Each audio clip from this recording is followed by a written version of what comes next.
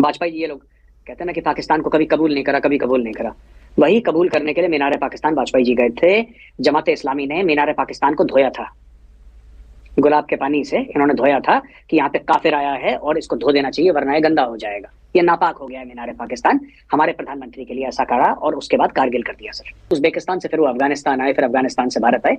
तो ये तो नॉर्थ से आते हैं जितने भी इन्वेडर्स थे, जिनके नाम पे इन्होंने अपनी मिसाइलें बना रखी हैं और जिन्होंने अपने इनके नाम पे ये सब चीजें और बना रखी हैं कि हमारे हीरोज हैं, हमारे कौमी हीरोज हैं।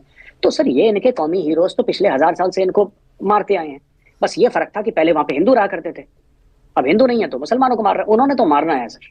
तो हमारा तो अब बहुत बुरा हाल होगा क्योंकि अब पाकिस्तान टेररिज्म पे बहुत फोकस कर रहा है। देखिए सर, पाकिस्तान टेररिज्म पर फोकस कर रहा है क्योंकि पाकिस्तान नहीं पाल पोस के सब बड़े करे हैं। तालिबान इन्होंने पैदा कर दिया सर, इन्होंने लश्कर पैदा कर दिया, जैश पैदा कर दिया, टीटीपी पैदा कर दिया। सारे के सारे टेरर ग्रुप्स तो पाकिस्तान में हैं। सारे के सारे टेरर ग्रुप्स इन्होंने पाल के पोस के बड़े करे हैं, जन्मदाता वही हैं, जन्म इन्होंने दिया पाकिस्तान ने, तो फोकस तो रहेंगे ही। भारत का क्या मतलब है आपसे? देखिए मैं सीधी पाकिस्तानी आवाम को एक ही चीज बोल रहा हूँ सर, ठीक है, हमें आपकी जरूरत नहीं है और आपको हमारी जरूरत नहीं है। We don't need each other, ठीक है। आप हमारे बिना रह सकते हैं, हम आपके बिना खुश हैं। आप अपने रास्ते जाओ, हमें अपने रास्ते जाने दो भैया।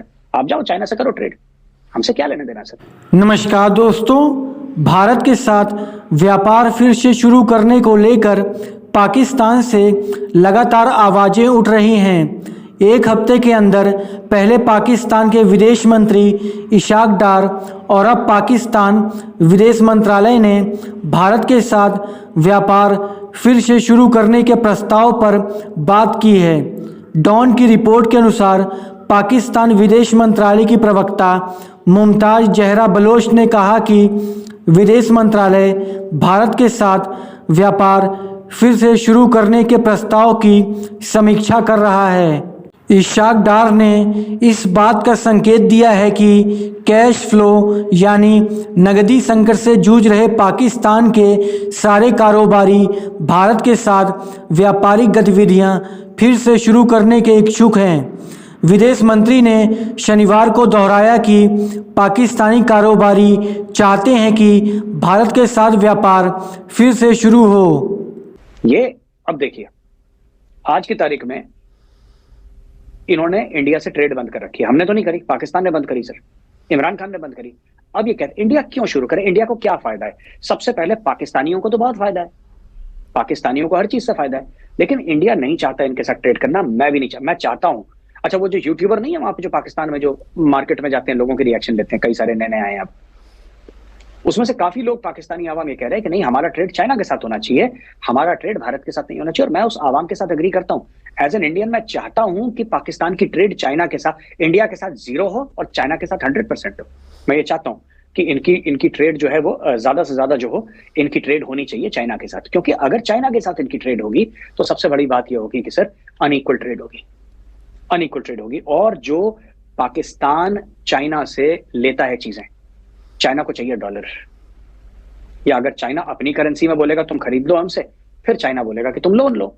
तो अंडर एनी कंडीशंस इनको भारी घाटा है, इनको फाइनेंशियल, इनको समझ में नहीं आ रही बात। ये हिंदू नफरत और भारत नफरत में इतने मुब्तला हैं, ये इतने ज्यादा उससे ये इम्पैक्ट हो चुके हैं, इतने ज्यादा इनके जहन इम्पैक्ट हो चुके हैं कि ये कहते हैं कि हम अपनी गर्दनें काट लेंगे लेकिन भारत के साथ। And that's okay with us sir, हम भी नहीं चाहते। हम कहते हैं कि तुम्हें जो काटना है काटो भैया, that is none of our business. तुम्हें जो जिससे ट्रेड करनी है तुम करो। और हम चाहते हैं कि भारत से ट्रेड ना हो, हम चाहते हैं कि पाकिस्तान की पूरी 100% ट्रेड चाइना के साथ हो।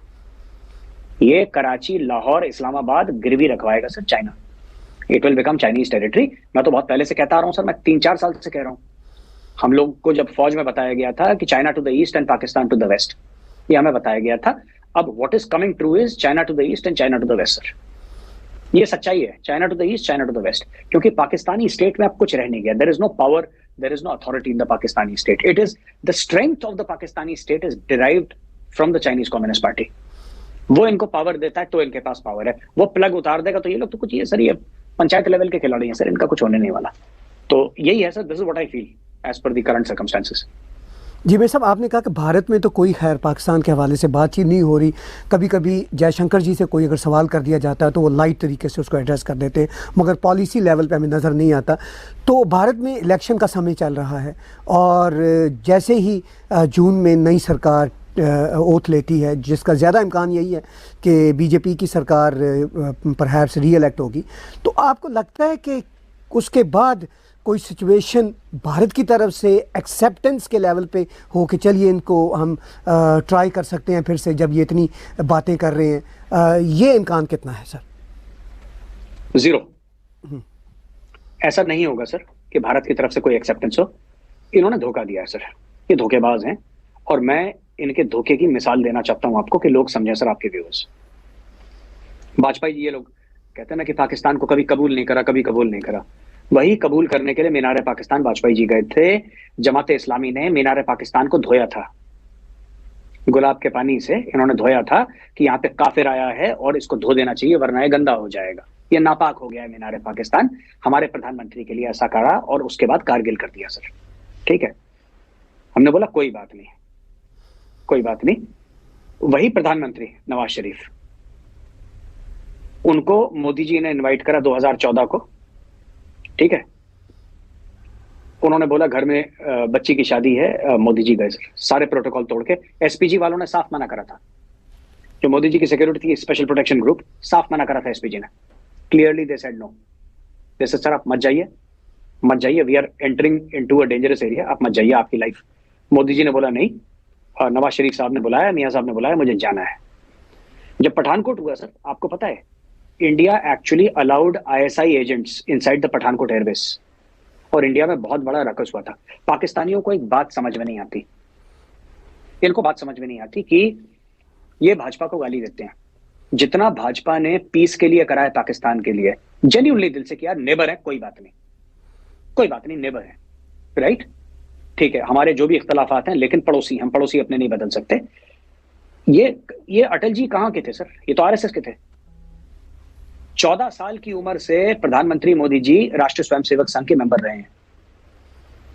एक आरएसएस का प्रधानमंत्री ये कहता है कि हाँ ठीक है, मैं पाकिस्तान के साथ दोस्ती। आप समझ रहे हैं सर कि उन्होंने अपनी पॉलिटिकल कैपिटल स्टेक पे लगा दी, किस लेवल पे उन्होंने अपनी पॉलिटिकल इक्विटी पे का दाव लगा दिया पाकिस्तान की दोस्ती के लिए।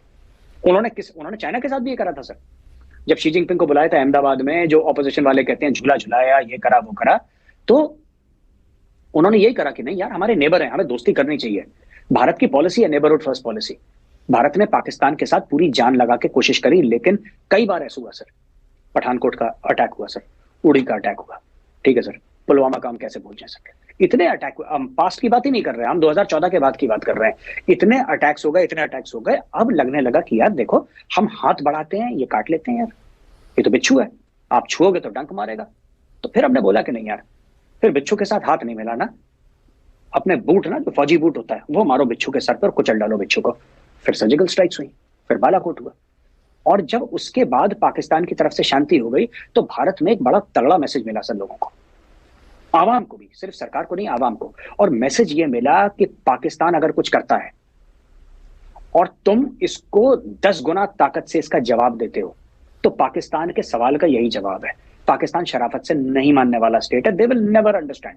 आप कुछ कर दो इनके लिए, आप इनके लिए कलेजा निकाल के रख दो, ये मानने वाली कौम नहीं है। इनको जब तक आप, मतलब ये डंडे के यार हैं, इनसे डंडे के साथ आप डील करो तब ये खुश रहते हैं। That is the lesson that Indians learned after Balakot and surgical strike, कि पाकिस्तान डंडे के यार है, इनको डंडा चलाओ तब ये खुश रहते हैं। आज की तारीख में सर, आज की तारीख में आप देखिए क्या हो गया, ये कह रहे हैं भारत के साथ ट्रेड करनी है। क्यों करनी है भारत के साथ ट्रेड, क्यों करनी है? और भारत को क्या फायदा होगा ट्रेड करने से? पाकिस्तान से चलिए हमने अगर ट्रेड करी, हमें क्या फायदा है सर? हम 5th लार्जेस्ट इकोनॉमी, हम 3rd लार्जेस्ट बन जाएंगे 3-4 साल में। हम 5th लार्जेस्ट भी पाकिस्तान के बिना बने थे। ये कह रहे हैं कि सर हमारी 2 अरब 2.5 अरब डॉलर की ट्रेड थी, ऐसी बात कहते हैं। अब वो पाकिस्तानी हिसाब से तो 2.5 अरब बहुत होता है, 2.5 अरब बहुत होता है। आपको पता है जब हिंडनबर्ग की रिपोर्ट आई थी, तो सिर्फ अदानी का 100 अरब से कम हो गया था, ज्यादा जो मार्केट कैप थी उसकी गिर गई थी, जो वैल्यूएशन कंपनी का गिर गया था, वो गिर गया था 100 अरब से ज्यादा नीचे। तो एक अडानी ग्रुप का ये हाल है कि उसका 100 अरब से ज्यादा मार्केट कैप गिर गई और फिर 100 अरब उड़ गई। ये 2 अरब 2.5 अरब के पीछे ऐसा एहसान जताते हैं कि भारत के साथ, भारत को भी तो फायदा है। अच्छा, पाकिस्तानी एक्चुअली समझते हैं कि पाकिस्तान से ट्रेड करके भारत को फायदा है। क्या फायदा भाई, क्या फायदा, ये बताइए। क्या आपके पास है क्या जो आप हमें दे सकते हैं?